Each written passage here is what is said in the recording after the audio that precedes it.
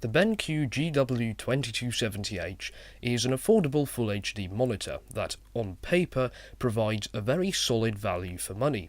The question is, does it also do that in the real world?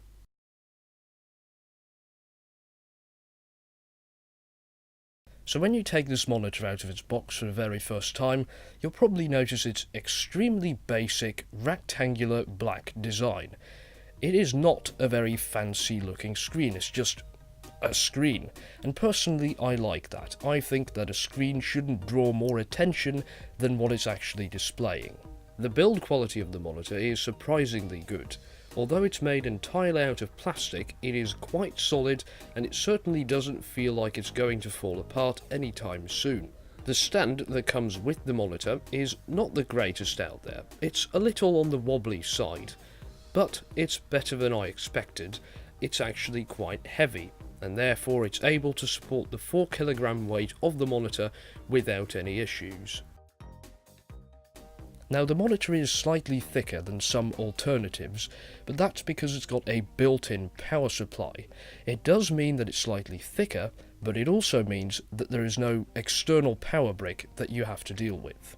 Now, on the front of the monitor, you'll find 6 buttons, of which one is the power button and the other ones are used for navigation through the monitor's menus, which we will talk about later on in this video.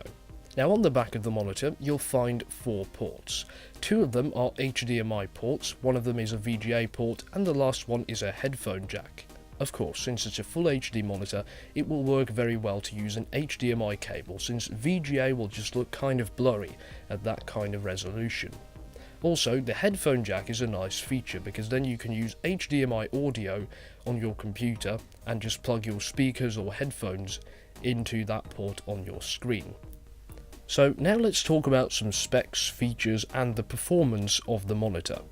First of all, it's got 1920 by 1080 pixels on it, so Full HD, and it has a size of 21.5 inches, which means the pixel density is 102 pixels per inch. Then the refresh rate of the monitor is 60 Hz, so pretty standard, and for most people that will be absolutely fine. Unless you're some kind of really competitive gamer, then you might need a monitor with a higher refresh rate, of course.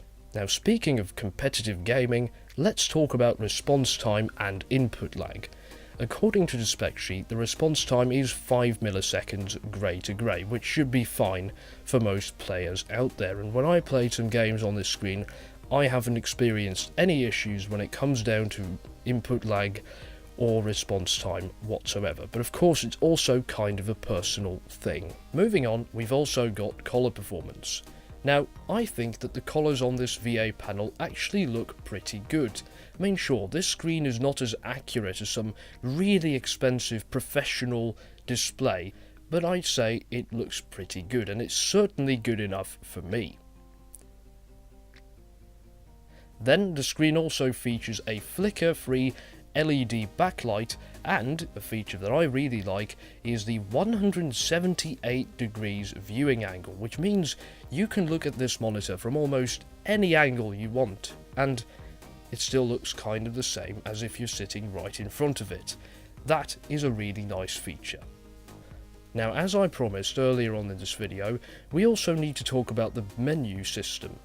And you guessed it, like with any other monitor, navigating through it using these buttons is absolutely awful. But the functionality of this menu isn't.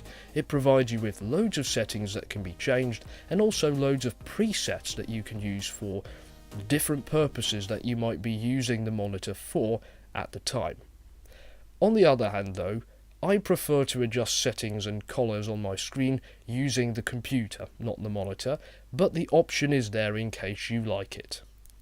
Which brings us to the conclusion.